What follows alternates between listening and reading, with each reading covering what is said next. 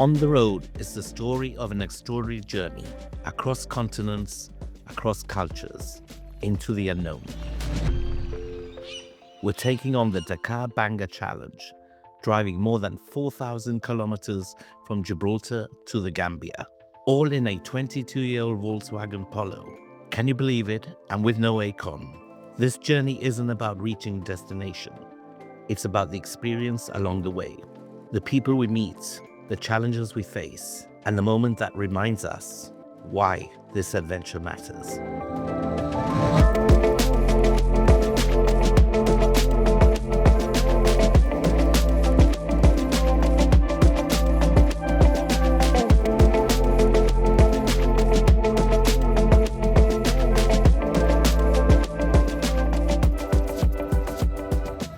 Previously on the Road, we set off from Gibraltar.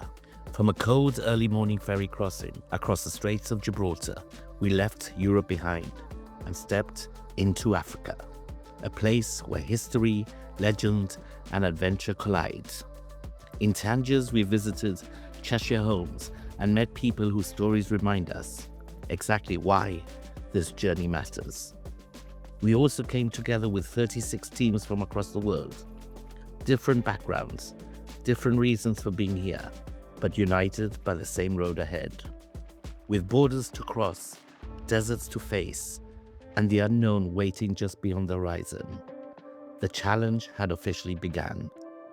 This is On the Road.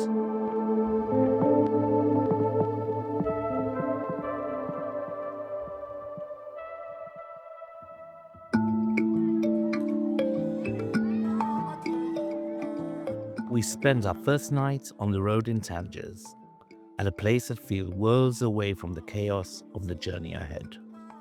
We stayed at Mar y Montagna House, a beautiful boutique guesthouse tucked away in the historic Marshall district. Perched between sea and mountains, it offers sweeping views across the Mediterranean.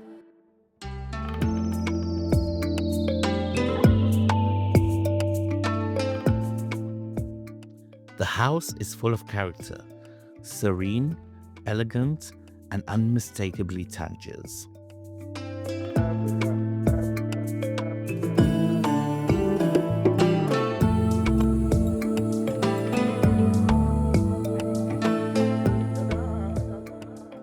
Intriguingly, it shares a connection close to my own heart, a link to the legendary fashion house, Dior. I met up with the hotel's owner, Wasim, who tells me more about the property's unique past.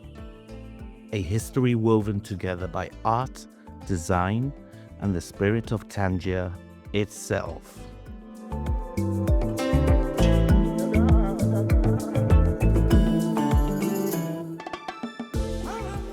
With me today and joined by manager Mohsin. How are you? I'm fine, very well. Welcome. Welcome you also. Tell me, this place looks absolutely beautiful.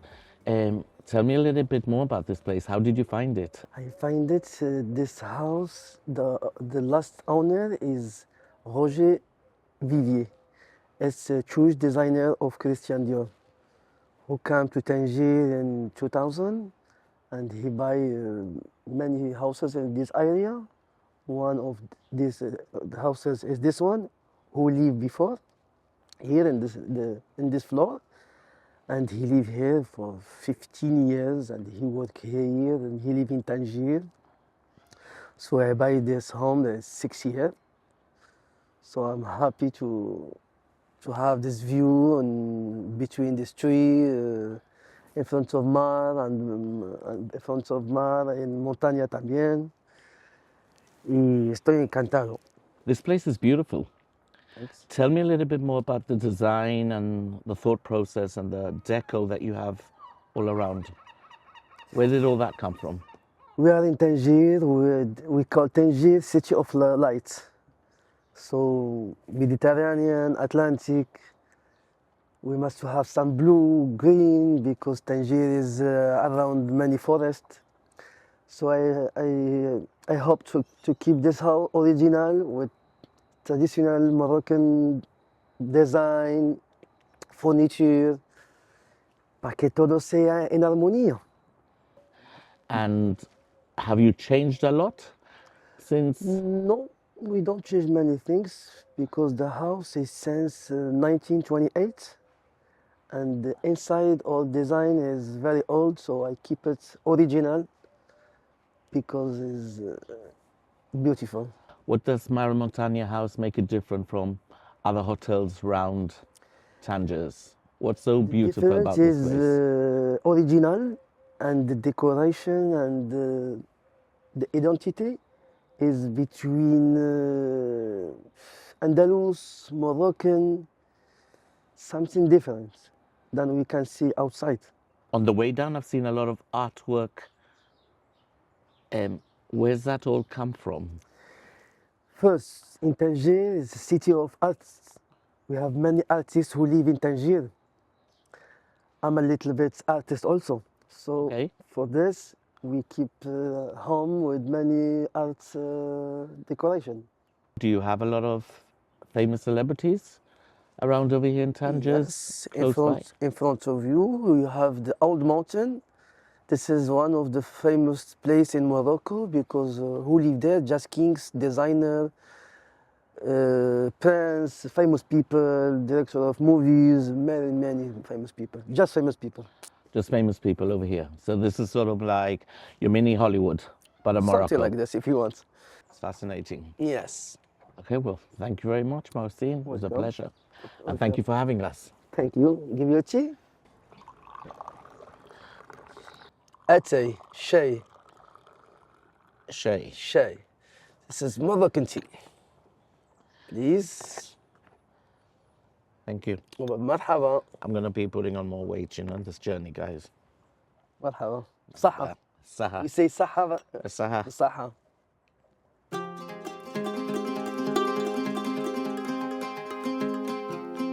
The road now pulls us forward.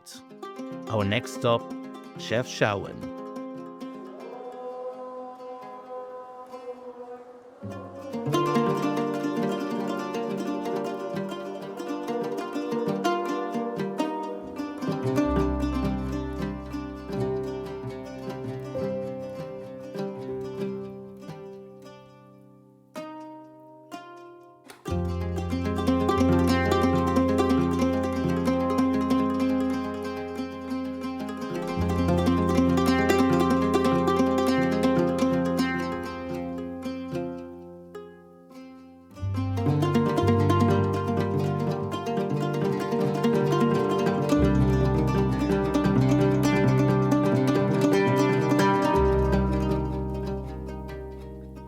Tucked high in the Reef Mountains, Chefchaouen feels like a world apart. As we arrive, the city reveals itself in layers of blue, washed walls, winding alleys, quiet squares that seem to slow time itself. There are many stories behind the blues. Some say it symbolizes the sky and heaven. Others believe it keeps the city cool, or just wards off insects. Whatever the truth is, the effect is unmistakable. Calm, dreamlike, and utterly captivating.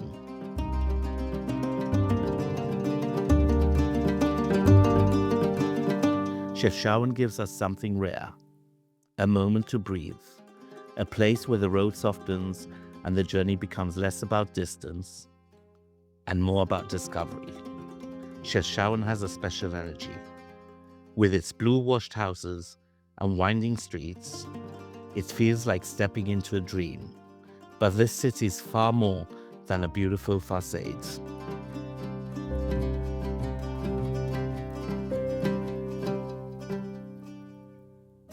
The history of Chefchaouen is layered as the mountains around it. The city was founded in 1471 by Moulay Ali Ben Rashid as a defensive stronghold against the Portuguese expansion along the coast. Its remote location made it protected and deliberately hidden. In the centuries that followed, Chefchaouen became a refuge. Muslims and Jews fleeing the Spanish Reconquista settled here. They brought with them Andalusian architecture, craftsmanship, music, and food.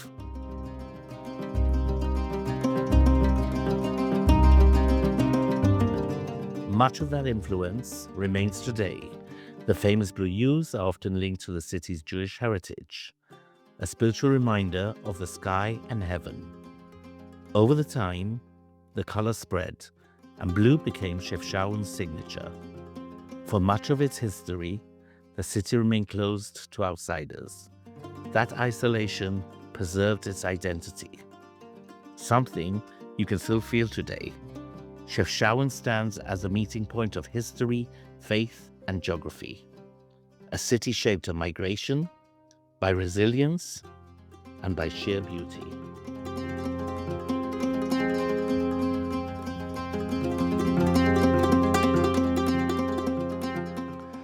After exploring Chefchaouen, the blue pearl of Morocco, I have to admit I was totally impressed by its people, its culture, its craftsmanship.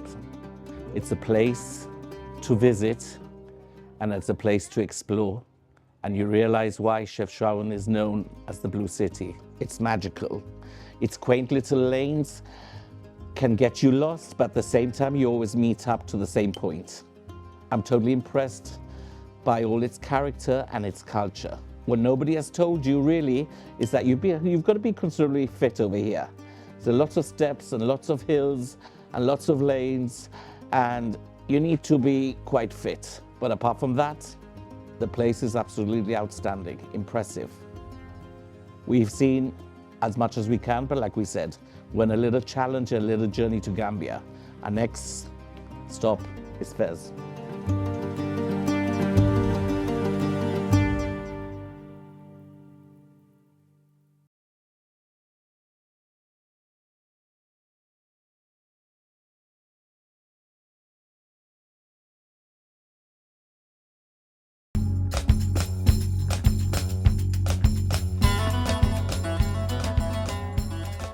We're just one of the 36 teams all over the world who embarked on this journey, each with their own story, their own reasons for being here, and the same shared sense of adventure. Among them are Julie and Adrian, traveling as Team 35. My favorite couple, by the way. They've come all the way from Beer, a small seaside village on the coast of Devon. We all have different backgrounds, different destinations, but from here on in, we all share the same road ahead. So I heard about the challenge several years ago. Friends had done it and thought about doing it, but work and other things sort of got in the way. And then the last year, we had several friends that had gone for various things, for cancer and stuff like that, and thought, actually, we're not getting any younger. So this challenge was available, and I thought, let's do it. So we didn't really book up until November, which we were sort of one of the last teams to join. And I spoke to Dave, who organises it, who didn't live too far away, and said, can we get in? He said, yeah. So straight away I had to look for a car. So Exeter Car Auctions, went online, wanted something with, the criteria was air conditioning and a bit of MOT. And this old banger behind us had that. So £325 later, we bought a car that when I went then to pick it up, wouldn't go. So they had to use a forklift then to load it onto a trailer, and we took it home and played about with it, got it going, and prepared it then for the trip down. Put a sump guard on it, raised it up on suspension, sand mats, fitted a top box so we could carry all our junk and rubbish. And yeah, off we went then on the trip. The journey so far has been quite amazing. So many highs. A few lows when the clutch went and we had to drive all the way through Spain without a clutch, getting to Gibraltar. The garage in Gibraltar was quite an experience. Yeah, we met a chap in Gibraltar that replaced our clutch for us. We couldn't get a clutch in Spain for 3 or 4 days, and luckily one of the other teams picked up a clutch for us and brought it out from the UK to us, and then we got the clutch fitted and away we went. But prior to that, we drove from Picos Mountains, northern Spain, right down to Gibraltar without a clutch, either starting on the quay in first gear, or we had a friend who was behind us that would give us a shove with this four-wheel drive to get us rolling so we could crunch up through the gears. Yeah, it's going really well, having a great time, and glad we're doing it. And being thrown together 24/7 in a little car, actually it's been really good, hasn't it? Yeah. We've had great time. Lots of singing. Lots of singing. Singing, yes, yeah. We did make the mistake of downloading a load of music before Christmas, so we've been listening to Christmas carols for the last 10 days. So be glad to see the back of that. Yes. But no, having a great time. I would recommend anybody. It's not a holiday. It's an adventure. It's an adventure. It's a bit of a challenge, but it's an adventure, and life's for living. It's get out and do it, you know. So what are we worried about going down through? The borders and stuff like that. It'd be interesting. I don't think we've been briefed very well on what to expect and researched that. So not too concerned. Just abide by the rules, and hopefully we'll get through all okay. There has been some big highs and sort of lows as well along the trip, hasn't there? Which Just really car engine stuff. that was, yeah. But everybody's been there for us. Yeah. And going through the borders, I think, because we're all together, we're all in the same boat. So, yes, it is a challenge, but it's an adventure too. And we will all be together, with each other's backs. So nobody's going to be left behind. And will be just the wonderful. sun's shining, so which is more than we get in the UK. So we'll just enjoy that bit. The road now takes us south to the ancient imperial city of Fez, one of Morocco's oldest and most influential cities. Fez is a place where history feels alive, a city shaped by centuries of scholarship, trade and tradition. Its Medina is a maze of narrow streets, bustling souks and timeless craftsmanship. This time, the weather isn't on our side. Dark clouds gather and the rain follows us in. But rain or shine, no visit to Fez is complete without seeing its most iconic site, the tanneries. We're here in Fez, in the oldest and biggest tannery in the world. It's quite a culture shock over here when you first enter, because you feel you're going back into the 1900s, and the smell is just vile. But thank God for these mint leaves. Everything around me smells divine. Unfortunately, we're not able to see the process, but as far as I know with my knowledge, is that you see these pods behind?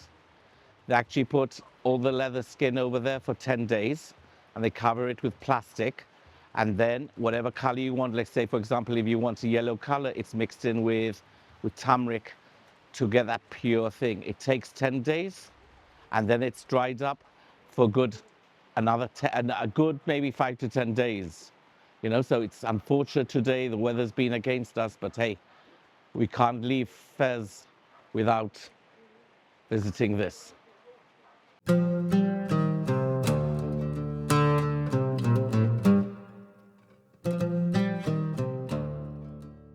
The Chefchaouen tannery has been operating for over 1,000 years. From above, the stone vats form a living mosaic. Color, movement, labor, unchanged by time, unchanged by weather, unchanged by modernity. The rain may have followed us to Fez, but history waits for no one, and standing here watching centuries-old craftsmanship continue against the odds. The city reminds us exactly why it has endured. I'm not joking, it really does smell. Mint leaves or no mint leaves? Lover, it's vile.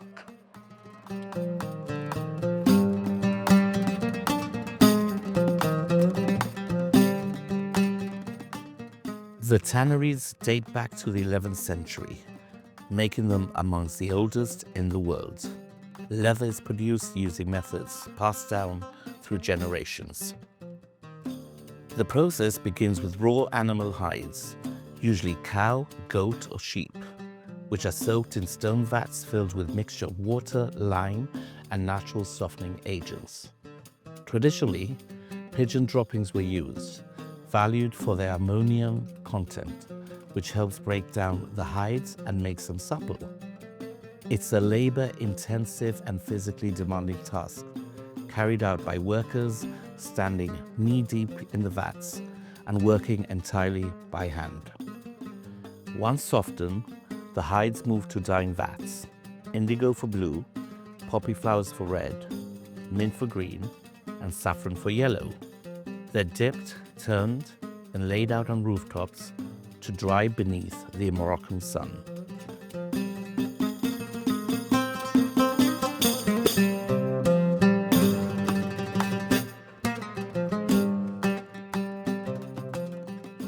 What truly sustains the tanneries is not just technique, but tradition. The knowledge and craftsmanship are passed down through generations, most often from father to son. Boys grow up watching their father's work, learning the process by observation, long before they ever step into the vats themselves. Skills are not written down or formally taught. They are absorbed through years of practice, patience, and respect for the craft.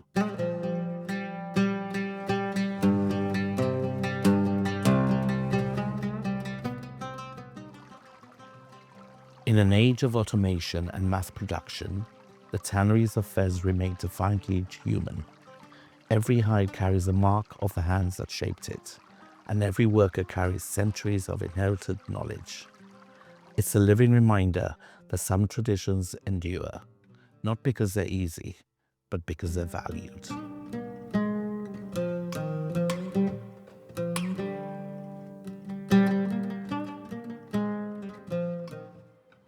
I'm over here in this little hut where all the workmanship goes on. As you can see on my left, I'm all surrounded by animal leather skin, which is all rough. And then eventually, my friend Mohammed will scrape all this to take all the fat off, and it turns into a very smooth finish completely. And from there, it'll go on to dyeing to whatever color the client requires. And then it's dry up time. So there's a hard process over here. As you can see, this is the final product. They do bags, handbags, belts. And to be quite honest, you can actually smell the leather. The leather's brilliant quality and 100%. Even soaked through and shivering in the rain, the visit is well worth it. Standing here feels like stepping into living history. The rain adds its own atmosphere, washing over stone vats and rooftops, reminding us that this is a place shaped by endurance. The craft continues regardless of the conditions, just as it has for centuries. The only downside? The smell, wet shoes, and the unmistakable scent of the tanneries now travels with us. Unwanted souvenirs for the road ahead. Not glamorous, but this journey was never meant to be. Sometimes the most memorable experiences come with a price.